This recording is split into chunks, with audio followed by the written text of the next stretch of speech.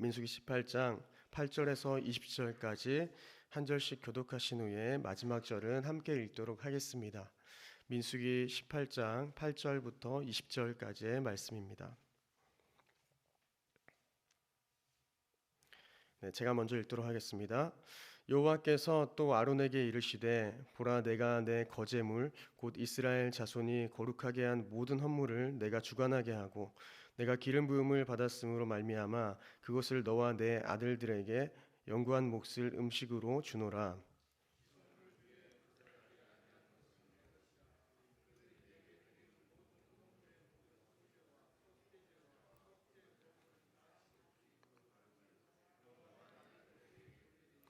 지극히 거룩하게 여김으로 먹으라. 이는 내게 성물인즉 남자들이 다 먹을지니라.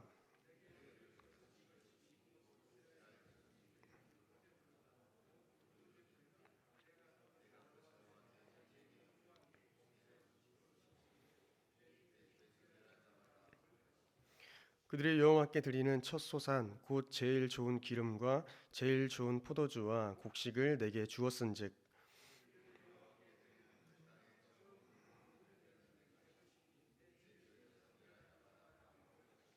이스라엘 중에서 특별히 드린 모든 것은 내 것이 되리라.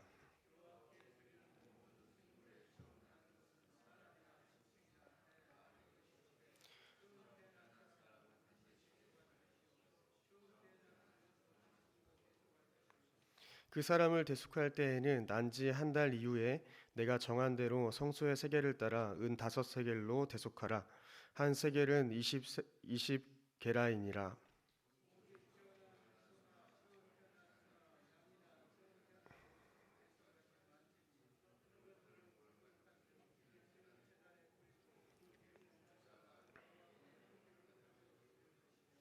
그 고기는 내게 돌릴지니 흔든 가슴과 오른쪽 넓적다리 같이 내게 돌릴 것이니라.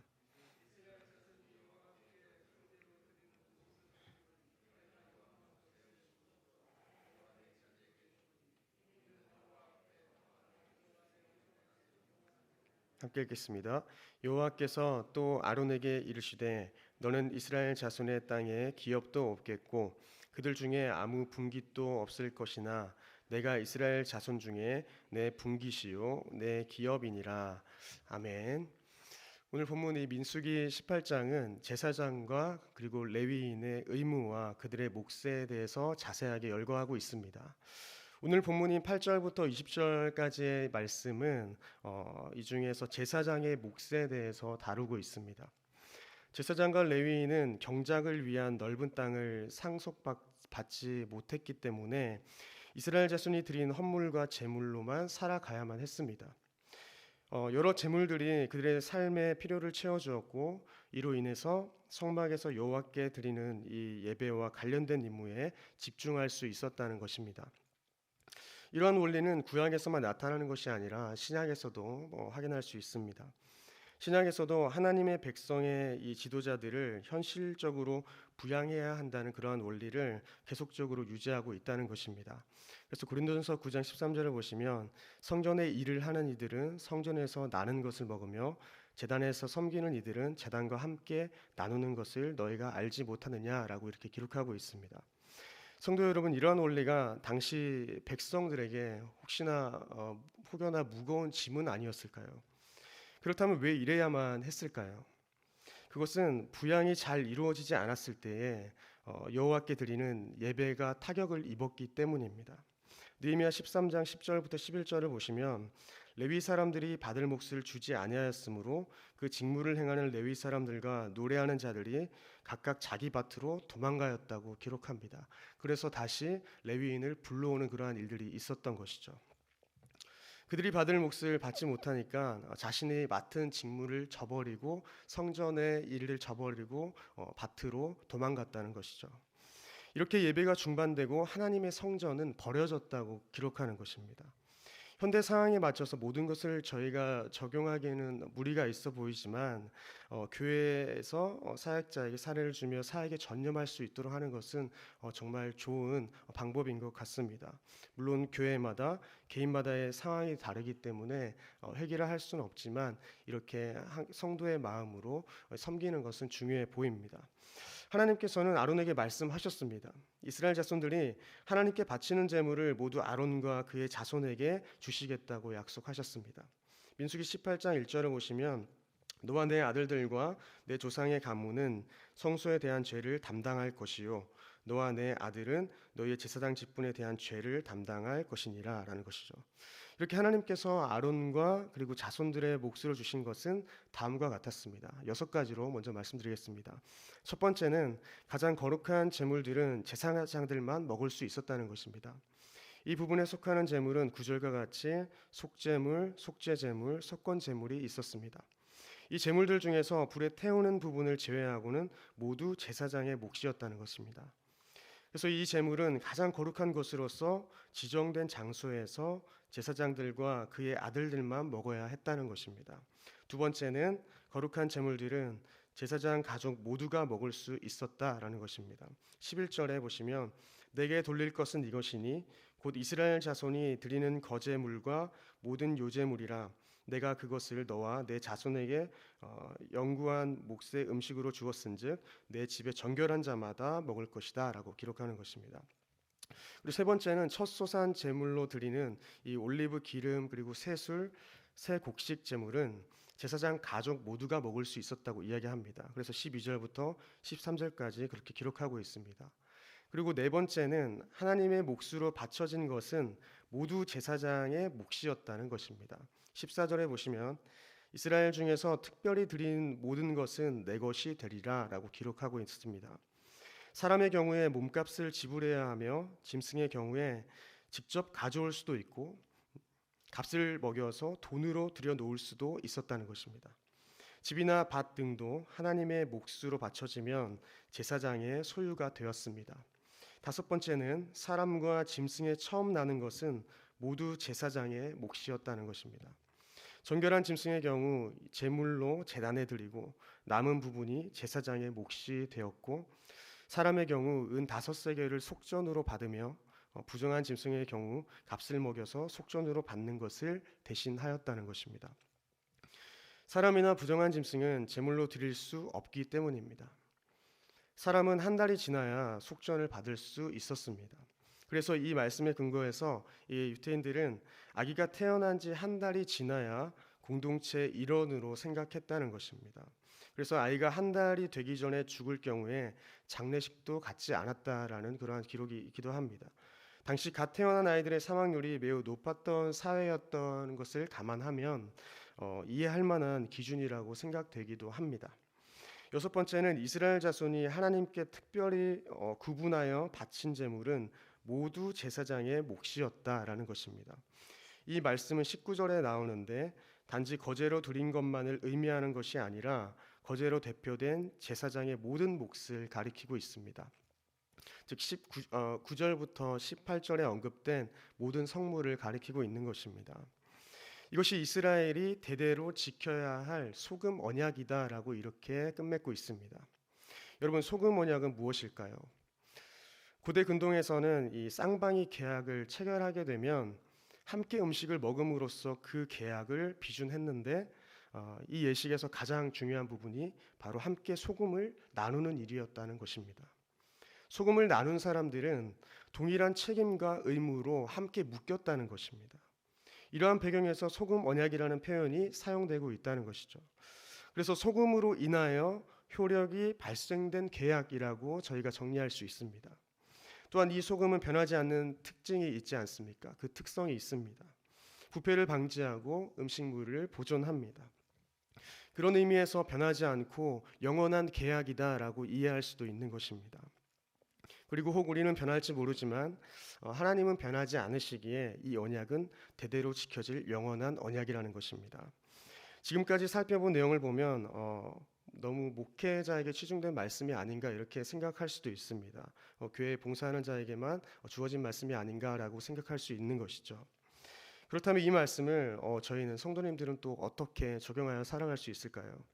이스라엘 백성이 자기의 땅을 분배받고 기업을 소유했지만 오직 레위인들만은 이 땅에서 어떤 분깃도 가지지 못했습니다. 그렇기 때문에 자손들에게 물려줄 수 있는 어떤 기업도 가지지 못했다는 것입니다.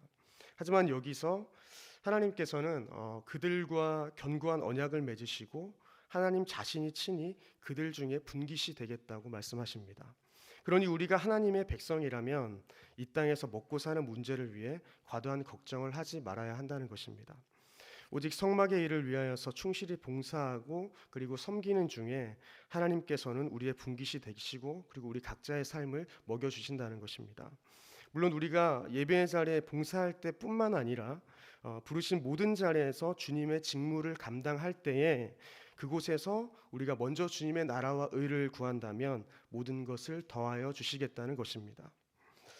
예배를 위한 봉사의 자리뿐만 아니라 레위인이나 그리고 오늘 본문에 나오는 제사장뿐만 아니라 주님의 자녀로서 각자의 자리에서 우리가 거룩한 직무를 행한다면 주님께서 가장 선한 길로 인도하실 것입니다.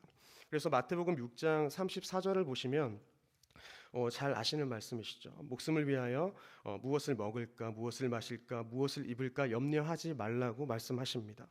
공중의 새들을 보고 너희가 생각하여라는 것이죠. 심지도 않고 거두지도 않고 창고에 들이지도 않는데 너희 하나님 아버지께서 그들을 먹인다라는 것입니다. 그러면서 너희는 염려하지 말고 들의 백합화를 또한 보라는 것입니다. 그들은 수고하지도 않고 길쌈도 아니하지만 하나님께서 먹이신다, 기르신다라는 것을 잘 보여줍니다.